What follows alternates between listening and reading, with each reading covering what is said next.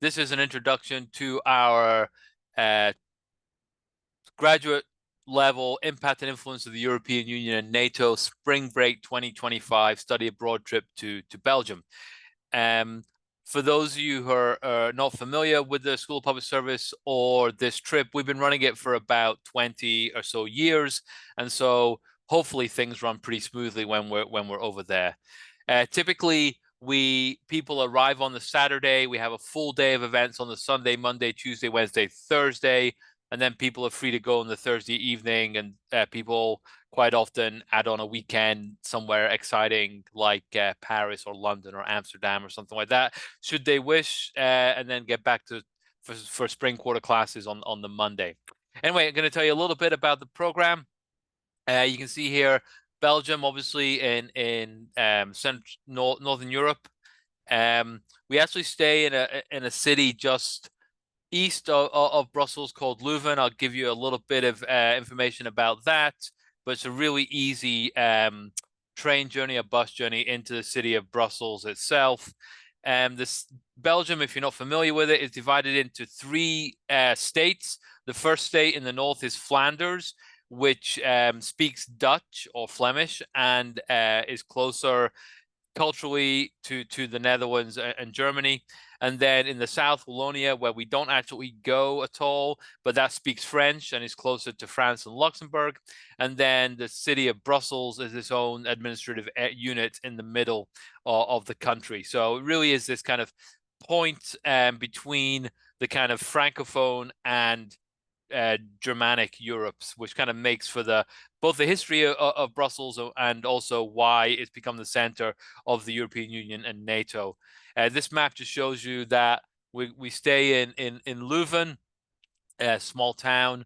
It's an easy journey into the center of Brussels. To say we go this journey pretty much every day. It takes about 20 minutes unless you get stuck in traffic in a bus, in which case it takes just like it would coming into Chicago, but it's relatively quick on the train. And so to give you an idea of the program, the first day we spend is, I would say, our background day, a bit of tourism. We go to the very famous city of Bruges in the morning, get some lunch, walk around, enjoy the city. You might have, it's very well known, very famous. So we enjoy some time there, just as as people getting to know each other and traveling through the country. Here's the city center of Bruges. I apologize for the quality of the photos. I took them all. But it gives you a sense of what the place is like. Again, this sort of central square in the city of Bruges. Plenty of places to hang out, get a snack, and enjoy the area. Again, Bruges. After Bruges, we travel to Ypres, and Ypres is basically the front line in World War I. And so one of the things, as you'll know from the history of Belgium, a lot of World War I was fought along the border between Belgium and France, and Ypres is probably one of the most famous locations in World War I. And so after sort of learning, after doing some of the historical locations of Bruges, we move further towards France to Ypres, and we learn a little bit about World War I and the devastation that caused, and the rebuilding of Belgium after that. So we'll go to a museum, we'll go to a cemetery and learn more about World War I. One of the reasons for doing the history is you can't really understand why the European Union and NATO were formed after World War II without kind of understanding that the previous 50 years had sort of devastated Belgium and devastated Europe with the two world wars. So we'll do a bit of World War I commemoration, and then also we'll go to a site at a place called Newport associated with World War II, where the Nazis built this, it was called a defensive Atlantic Wall, and they built this series of bunkers that are these huge concrete bunkers that people lived in. And at the time of World War II, these would have been camouflaged, so you couldn't see them from the air.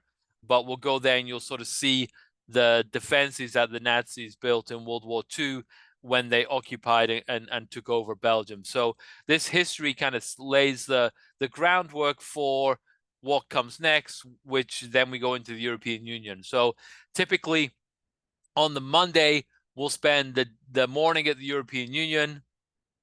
We'll go into the Parliament building and learn about how the European Union works, take a tour of the European Union. And this is a photo of the European Commission, which is slightly separate from the European Union. And we'll explain the difference between European Parliament and European Commission. This is a group of students who went a year or so ago. And so on the Monday and Tuesday, we have meetings of the European Commission, European Union, so you get to know how the EU works, how its politics works, and how the whole system of policymaking across Europe works. We'll also have back in Leuven, we typically have a guest lecturer come in and tell us some of this as well. Then we also go to the NATO headquarters, where we meet directly with US and other NATO officials, and they tell us about the work of NATO and the work that they're doing to combat. Last year, they talked to us a lot about Ukraine and Russia, disinformation, Russia's disinformation campaign, and really the role of NATO and its allies as a transatlantic, North American, European political bloc, and its role in diplomacy, peacekeeping, and so forth. One of the things that we'll also do is we'll meet with local nonprofits, and these nonprofits that we travel to typically focus either on local politics or trying to lobby the EU. And one that really interesting thing is a lot of the nonprofits in Belgium are funded very differently than nonprofits in the United States. They actually get government funding, and then they turn around and they lobby the government, and they push perspectives. So we went to an organization last year called BRAL. We'll try and get them lined up, but they're kind of really interested in sustainable development and kind of urban space in Brussels. And this is just a stage picture of the trains. We'll be on a lot of trains going back and forward between some of these locations. We'll also get some time to explore other tourist sites in and around Brussels. This is the 17th century city center, Grand Place, which is where all the tourists go, but it's kind of still fun to go down there. Although it's super expensive, you're better off eating out a few blocks away from there to sort of like knock a few zeros off the end of your bill. But this is really traditional downtown. And the thing about Belgium is nearly every town has a really cool downtown central plaza area with bars and restaurants, and Leuven is no exception. We'll also get to go to arguably one of the most controversial museums in the world, the African Museum, or the Royal Museum for Central Africa. Belgium was a colonial power. It occupied most of what is now the Democratic Republic of the Congo, and basically shipped a whole bunch of artifacts, including skeletons, religious materials, and other things, back to put on display in Brussels. And they've spent a lot of time redesigning, redoing the museum, trying to update and modernize the collection, but they're still involved in a lot of discussion and debates about colonialism, post-colonialism, and the relationship of Belgium to Central Africa. So this is one of our final stops. Again, a little bit more of the background to sort of the modern political issues in Belgium. As I mentioned, we're going to stay just outside of Brussels in a town called Leuven. It too has a really nice downtown.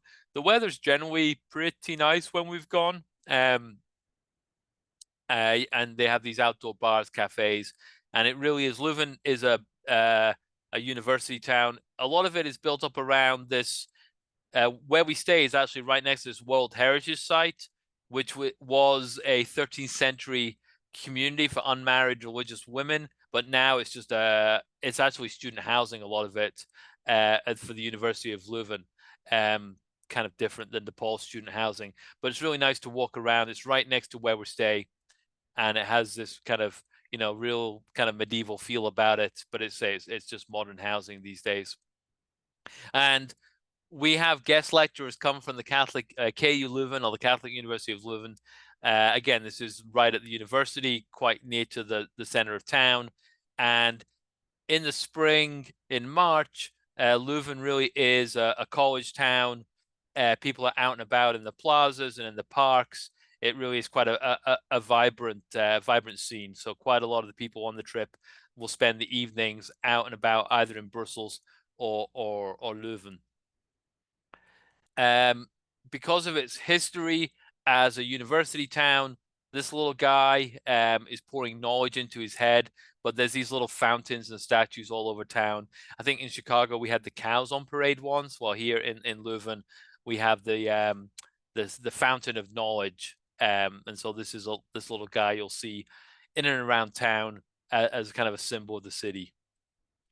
And we actually stay in a place called the Irish College. Again, this has kind of 17th century origins. This is where it's now owned by the government of the Republic of Ireland, and it hosts conventions, hosts study abroad groups like ours. It's got a series of classrooms and accommodation. Most people will be in a room of 4 or a room of 2, depending on who comes on the trip. But it's really nice. It was originally a college to train Catholic priests to work in Ireland, and then subsequently now is a facility owned and operated by the Irish government. So almost all the staff speak English. A lot of them are actually students from Ireland who are taking the opportunity to go to spend do some working, do like internships and work in Belgium in this location. As I said, the rooms are pretty good. They'll have pretty much all have ensuite bathrooms. There'll be 2 or 4 beds depending on the size of the room.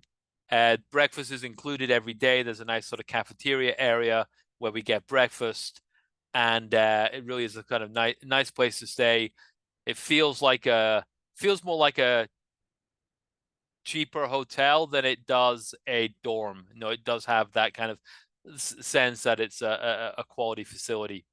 They have laundry on site that you have to pay for, but it's on site. They'll store luggage on site. They have a swipe card so you can get in and out after the doors close, and they have during regular business hours, they have a front desk with somebody on the front desk as well. So it's a kind of a full service accommodation, which is really, really nice.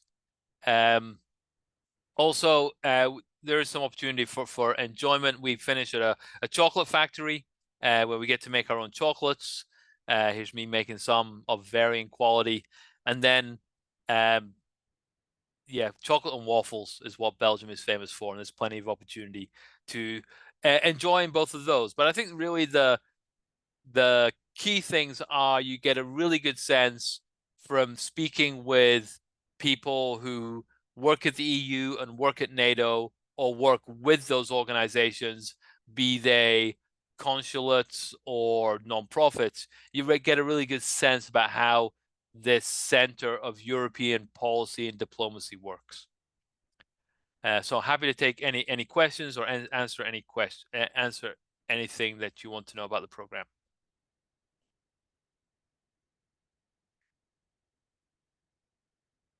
I should say we meet before we go. We meet on 3 Friday evenings before we go, and 1 after we come back. And enrollment, it counts as a winter quarter course, MPS 575, and it's open to students from any graduate program. Yeah, Joel. What do those class sessions look like? The class sessions, we've done them as in the flex format, and encouraging people to attend in person if they can. The first one is largely me doing a lot of talking and explaining everything that's going to go on in the trip and giving a bit more detail on everything, explaining a little more sort of the history and background of Belgium, doing some, and then going through the required readings. The second one is about NATO, and I ask each student to work in pairs to do a summary of a NATO country and its relationship to NATO and its political engagement with NATO, because not every country is involved in the same parts of NATO. So you go there, because of the timing, these classes are a month apart as well. So second class primarily on NATO, and the third class is, again, similarly, we're focusing on the European Union. And last time we did this exercise where you had to, everybody in the class was a different country, and there was this sort of game that we played in the classroom where you had to try and get people to join your policy procedure. So I'll explain how the EU works, but how the EU passes policies is it's not a simple majority. There's this, you got to represent a certain percentage of the European population. So you're making an alliance with Lithuania so Poland and Lithuania can bring something forward to challenge what Spain says, but then Spain partners with Portugal, and then they have more people. So there's all these shifting alliances. So we get to sort of understand, again, how EU policy works. I would say, and there's a couple of pre-departure quizzes, open book quizzes based on a book about the European Union and the history of Belgium, particularly around World War I and World War II, which sort of set the context. And then when we come back, the students are doing a presentation. I should say a little bit about the final paper. The idea of this is that you get to know how European, EU, and NATO policy works. And then based on this, your presentation is like you kind of role play a little bit, but you're like an advisor to a nonprofit or to a policy maker to sort of say, hey, this is how it all works in Europe. This is who's important for these specific policy areas, and this is how we would get our point across. So you're kind of putting that as because it's structured so differently than the United States. Sort of getting your head around how it all works is kind of, that's probably the steepest challenge that students find. But I remember one student, we had a debrief in Leuven one evening after about 3 days, and he'd been like, what's the final paper? What's the final paper? And then after like 3.5 days in these meetings, he goes, now I understand how I'm going to do this, because sort of seeing how all these different parts fit together is really the kind of challenge, but also the kind of outcome of how European politics and diplomacy work.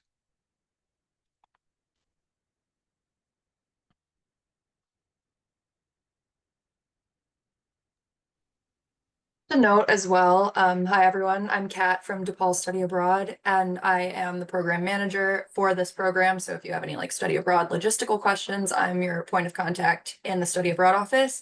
If you've been poking around the program website page, you probably already know this, but I do like to point out that this program does not include group flights. So you would be responsible for booking your own travel to and from the program. Yeah, we literally give you the address of the Irish College and say, see you at 7 o'clock on a Saturday. And most people get there. Although there was one time when somebody missed their flight and nobody knew where he was. And then he had it rebooked and then missed the rebooking as well. So that wasn't a strong one. But yeah, so that, as I say, a lot of people come out a day too early or leave a day too late. We had like 4 or 5 people last year came in through Amsterdam and then got the train from Amsterdam to Brussels, which is a really quick train, probably takes you 2-3 hours. Once you're within the EU, you're on borderless travel. So once you're within the European Union, you only need to enter the European Union once, and then you have borderless travel. Other people came in through Paris or left through Paris, again, similar, and then did an internal train from Paris to Brussels. So some people came in through London and then got the London to Paris to Brussels train, although that now, obviously, since Brexit, has passport controls on it. So really, a lot of people, and there is a direct flight from O'Hare to Brussels as well. So depending on what your preference is, as I said, it's graduate. There's no group flight. Everybody's over 21, so the program ends at 5 o'clock on a Thursday, and you're free to do whatever you want. Some people stay in Brussels, some people go somewhere else.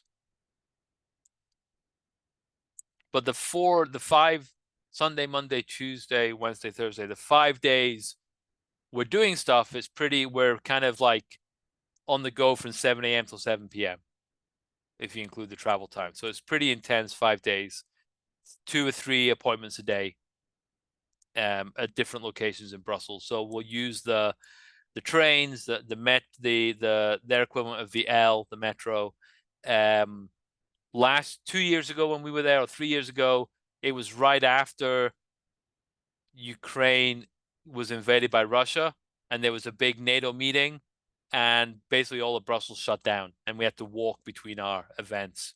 So it's I've led this. I've been on this trip 3 times.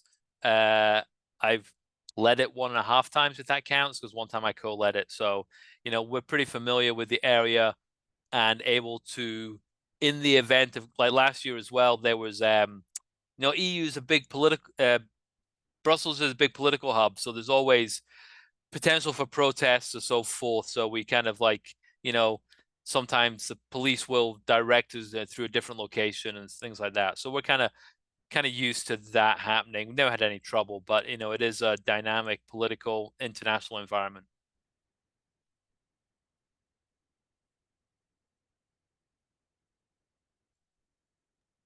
Pastor, I just had one question. Like you mentioned, we'll be meeting for like 3 Fridays. When's that going to be, for the winter quarter or in spring? 3 Fridays in winter, 1 in spring. So Okay, and we do it flex. It's done on a Friday evening, so it doesn't clash with any other SPS class. So it's probably one in January, 1 in February, and then 1 just before we leave in March, and then 1 after we get back in April. So the course counts as a winter quarter course. Also, like, can it be online, or do we have to be there in person for the classes? It's scheduled as flex, so we encourage people who are able to be there in person to be in person. But we understand that half of the students in the School of Public Service do take their courses fully online, and so we also understand that some students are not able to be there in person, and so attend online. Okay, thank you so much. Do students usually coordinate flights together?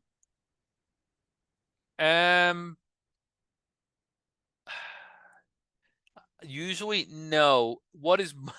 I would say no, they might do. Obviously, if you talk to somebody in the class, ahead of time, you're welcome to do that. It often turns out there's only so many flights a night to Europe from Chicago, so quite often people see each other in the departure lounge, and then they end up traveling together. They recognize each other. They meet at the baggage carousel and agree to travel together type when they get off. So it's a really easy, getting around Belgium by train is really easy. And it's actually, I know some people have got cabs from the airport in Brussels, but you don't have to do that. If I go back, there's a direct train.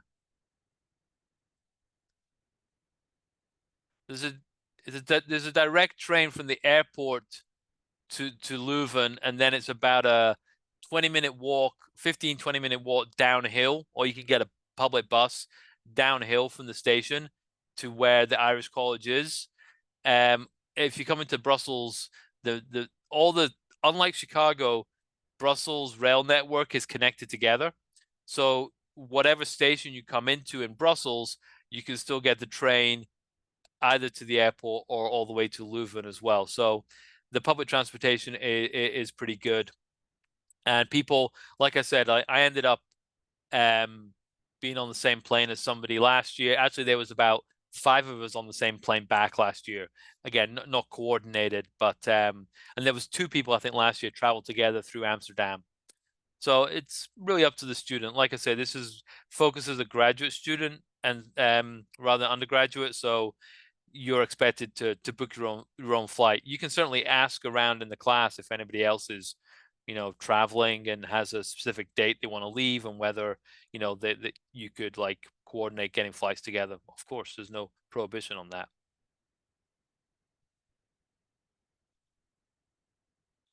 Sounds good. And then all that is to say as well, it's pretty obvious, but like just to cover bases, if you are arriving a few days earlier, staying a few days late, you're obviously responsible for your own hotel, your own accommodation, like paying for that on your own. Yes, correct. We covered the accommodation from the Saturday night in Leuven, Sunday night, Monday night, Tuesday night, Wednesday night. And the one thing we have done in the past is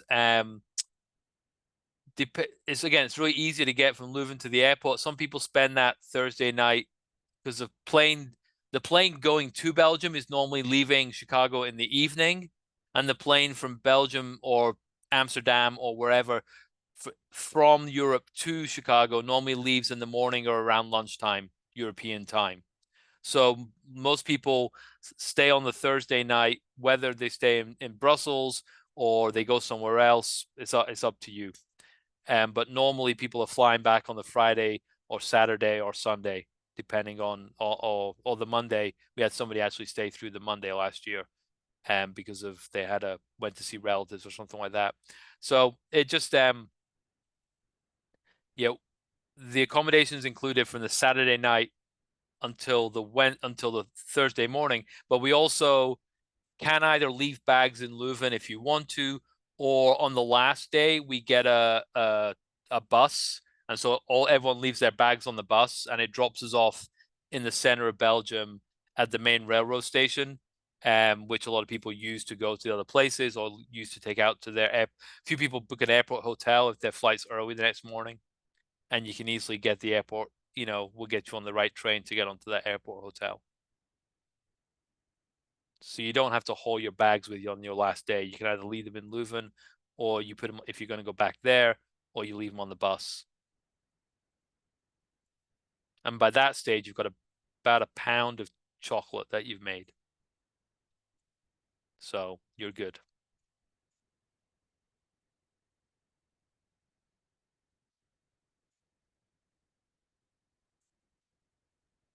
Any other questions?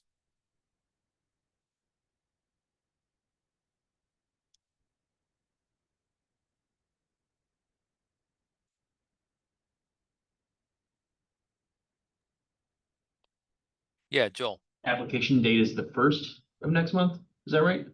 Yeah, Kat, you can do the application details. Yeah, so application deadline is the 1st of November. You'll know about a month out whether you've been accepted or not. So the decision date is December 1st. And then a little bit of an incentive to apply by the application deadline and not, try to get in an application late. All students, if applications are submitted by the original application deadline of November 1st, are automatically considered for scholarships from the study abroad office as well. So there's no separate application for that. Give me 1 second. I got it. Got it. Cool. But yeah, so 11/1, that's when your application is due. And then if you're in by that time, automatically considered for scholarships from our office. And there's also scholarships available if you are a student doing a graduate degree in the School of Public Service. Mhm. So in the past couple of years, we've been able, flights are normal, well, unless you go on a really complicated flight through about 15 different places, but a round trip is normally about $1,000, give or take, a couple of hundred. And so we've normally been able to pay a half to 3/4 of that.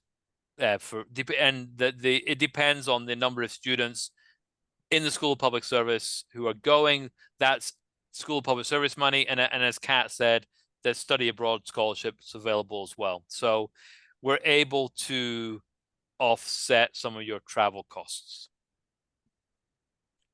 or you're able to apply for scholarships, that will offset some of your travel costs. Professor, I did check the Scholarship Connect portal for scholarships for SPS students, but it said like the deadline was, I guess, June or July. No, these scholarships are they're because it's a winter quarter class, the scholarships post in winter quarter. So that I don't know why it said June or July, but these are for next quarter. So scholarship is available. Application is next quarter. Perfect. Thank you. Professor, actually, I had one other question, but that's No, it's fine. related. Go. But that's completely related to my, like subject and optional. So can I schedule a, in-person meeting with you? We can talk about it. Yeah, sure. Just email me. Okay, thank you. Oh, Kat, one thing that's new, I don't know if, is it new this year, the new EU processing fee? Yeah, there's like an entrance fee now for US citizens, and I believe actually all tourists, not even just US citizens. So if you have another passport as well, to enter the EU, and it's just a form that you have to fill out online, and dependent on your citizenship country, it's like a different amount. It's not anything super substantial. I want to say it's around like 15 euro or something Yeah, like it's that. pretty cheap. Yeah, but it's just another way to, get a few bucks to get you in the door Yeah. and kind of get you registered like in a database that Yeah. you're coming into. the US EU. citizens do not need a visa. Yeah, US citizens do not need a visa to enter. So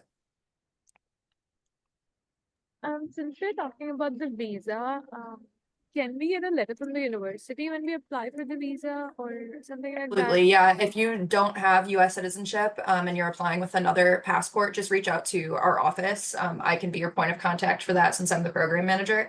And we have like letter templates that, we can give you like a enrollment verification letter that you are affiliated with DePaul University and you're enrolled in a degree program here. And that basically we vouch for you, like to get a visa for the program. Perfect, thank you. Yeah, Ashika, talk to Shimiso. Okay, Professor. Shimiso came last year. Oh, And okay. I know she's from a different country than you are, but yeah, if that's a concern, she got her Amsterdam. She came in through Amsterdam and then traveled internally. Okay, I will talk to her. Thank you. Yeah. Yeah, I recently just started this position and I worked at another study abroad kind of vendor at IES abroad. And that was a common thing that we would have students do as well, that they would fly into Amsterdam. And then once you're in Amsterdam or getting a visa is much easier for the Netherlands. So they would do that. And then once you're in, you're in. So then they would just travel over to whatever country that they needed to get to if it was a little more difficult for them to get a visa. I have a more private logistical question. So like, can I stick behind and like talk to you, Kat, about it? Yeah, absolutely. Mhm. Good. Any other questions? I have a last minute question. Sure, For yeah. the scholarships that you mentioned that were automatically considered, is there a GPA requirement for these, or can you talk a little bit more about the basis that you all have for these scholarships? Yeah, absolutely. So basically, once your application comes into our office, there's like a criteria that is met that like there's not necessarily a GPA requirement, but GPA is considered. So when we take into account the amount of financial aid that you already receive, if you're a Pell Grant recipient, so all the financial data that we have for you at DePaul is considered along with your GPA, and like any extracurriculars, I believe, too, or just any, special things that stick out on your record or in your application. Those are all added to our database. And then basically once that application cycle, the deadline has passed, and in between that application deadline and decision date, our scholarship team in the office works diligently to kind of go through the amount of funds that we have and kind of start at the top when all of those things are ranked together, and like who needs most need-based, but also who is most deserving with academic accolades and everything, like a combination of those factors. And then we kind of just give and give and give and give until those funds run out. Yeah, that's the same policy for us in public service. All you guys are in MPP, I think, or MPA. So we have a finite amount of money. With us, it's split between our Belgium trip in March and our Northern Ireland trip, which is scheduled for June, but we haven't got that confirmed yet. And then you got to be a student in good standing in the program. And we also allow, this is one of the few scholarships that we allow our graduate assistants and DACA non-citizens to get, because sometimes I don't know if you know this, Kat, but sometimes if you rely on FAFSA, it doesn't include non-US citizens. So we're able to distribute funding from our own scholarship with a little more flexibility sometimes to students who are in graduate programs in the School of Public Service. Gotcha. That's great to know. Yeah, and Kat, just FYI, we try and coordinate as well. Gotcha. Depending on how much money is available, how many people apply, what programs are in. We want to be able to give as many students as much as we can. Yeah, absolutely.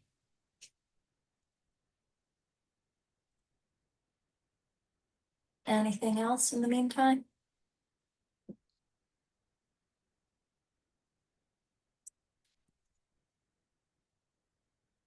No. I'd say it's a really fun program. Brussels is great. It's dynamic city.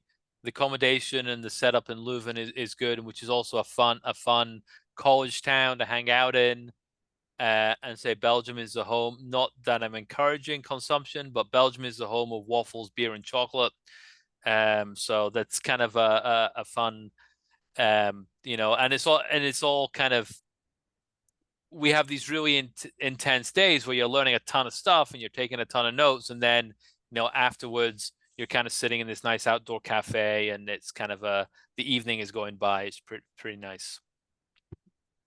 If the weather's good, which it generally has been, fingers crossed. It's normally better in March in Belgium than in Chicago, I would say. Great. Well, we'll leave it there. If you do have any questions, I think you all know my email, but I'll throw it in the chat if I can find the chat. Feel free to contact me about the program. I handle the program stuff, and Kat handles the application and all that side of things. So I handle the curriculum. She handles the program admin. But we'll yeah, hopefully look forward to getting your applications. Any other questions, please feel free to send me an email. And I would say this also this year, it's during spring break week, so you don't miss any other classes. And so you just have one class like 2 weeks after we're back as a kind of final presentation / finishing the last of the chocolates. Great. Well, thanks everyone. I know that Anya needs to talk to Kat, so I will see you guys. But find me if you have a question, and I hope you're able to join us. Bye guys. Thank you.